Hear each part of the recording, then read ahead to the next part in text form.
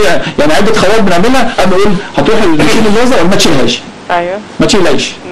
طب ايه الحل دلوقتي في الم الزور المستمر والنفس دوت؟ انت المفروض بتعملي تحاليل شامله، تشوف هل اللوزه اصبحت بؤره سامه في الجسم ولا لا؟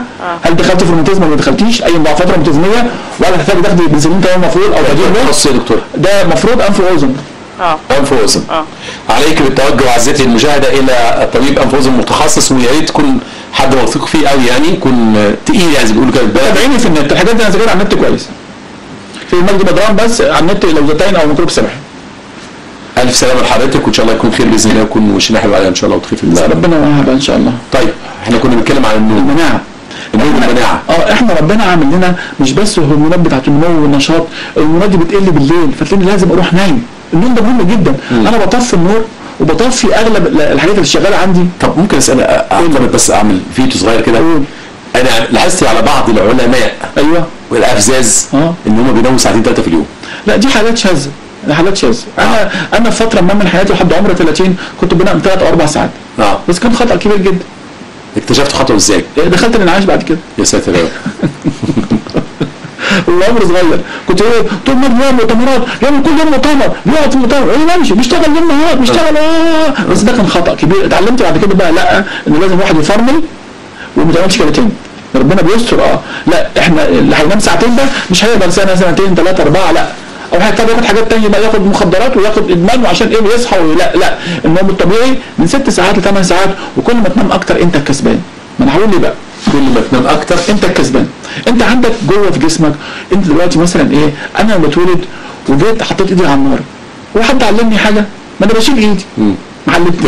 محدش علمها لي، لا ارادي كده. طيب جيت اروح رافع رجلي عشان ما اقعش. يبقى في حاجات كده عندنا تلقائيه. تمام. الحاجات التلقائيه دي من ضمن بقى ان انا اما داعيه عندي الجهاز المناعي بتاعي ممكن يصلح العيوب.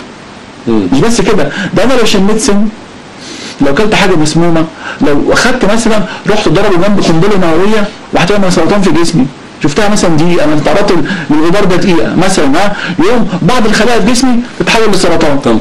سبحان الله. انا بقى عندي الجهاز المناعي بتاعي المفروض لو هو شاطر بالليل بس يوم يبتدي يدمر الحاجات الغريبه. سرطان من هنا، ورم من الناحيه الثانيه، التهاب الهاد. النوم من 6 ل 8 ساعات يوميا مفيد جدا للجسم. في الاجازات للطلبه الشباب مفيد جدا للجهاز المناعي للجسم. ناخد تليفون ونكمل. الو. ايوه يا فندم. السلام عليكم. عليكم السلام ورحمه الله وبركاته. لو سمحت يا دكتور، عايز اعرف ازاي ان انا اعرف ان عندي حساسيه من الحاجه دي.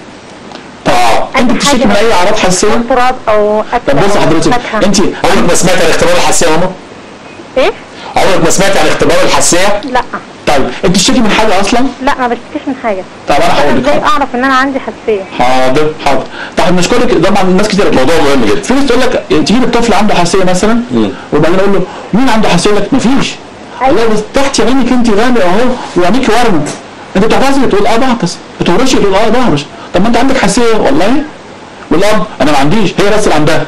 طب انت بتكح؟ انا بكح كل يوم الصبح ربع ساعه. عندك حساسيه؟ ايه ده؟ ده انا جدتي كان عندها ربو، واختي مش عارف ايه كانت دخلت هكذا. الحاجات موجوده بس الناس مش فاهمه.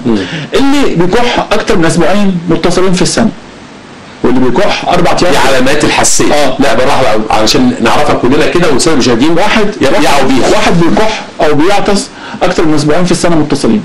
اكتر من اسبوعين في السنه كحه وعطس متصلين، ده مؤشر. هنقول حساسيه تنفسيه. تنفسيه الانف والصدر مع بعض. ماشي. اللي هو بيكح او بيعطس 4 ايام من كل شهر.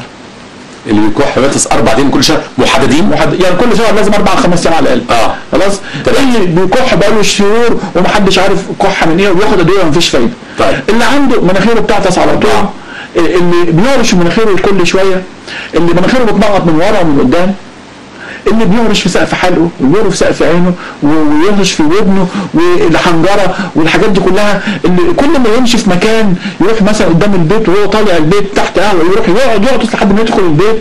كل ما يجي ينشر البنت تيجي تنشر الغسيل، كل ما تنشر الغسيل تقعد تكحش القهوه تحتيها. يبقى الحاجات دي كلها بتخلينا نفكر فيها حساسيه ولا لا. بنروح بنساله الاسئله، اقتنعنا. نروح فين بقى عشان دكتور مشاهد تعرف؟ تخصص حساسيات بقى. حساسيات. تخصص حساسيات. لو مش لاقي تخصص حساسيه في المكان اللي هي فيه بتروح الدكتور هو المختص مثلا الجهاز التنفسي، الجهاز الهضمي وهكذا، وهو ما هو يحولها او تكمل معاه خفت الحمد لله، ما خفتش تروح دكتور الحساسيه. بيعمل ايه بقى؟ دكتور الحساسيه بقى احنا بقى طبعا لازم نتاكد دي حساسيه. من حد بقى الحساسيه ايه؟ هل الحساسيه في الانف بس؟ هل الحساسيه في الصدر بس؟